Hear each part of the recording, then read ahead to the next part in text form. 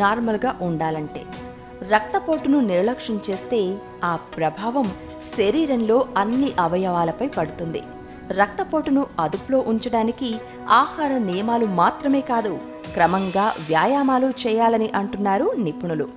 BP ఉన్నవారు gym వర్కౌట్లు కూడా చేయొచ్చు. కాకపోతే గుండె వేగం మించకుండా తేలికపాటి ఎక్సర్సైజులు చేయాలి. ఉదయాన్నే అరగంట పాటు జాగింగ్ చేయాలి.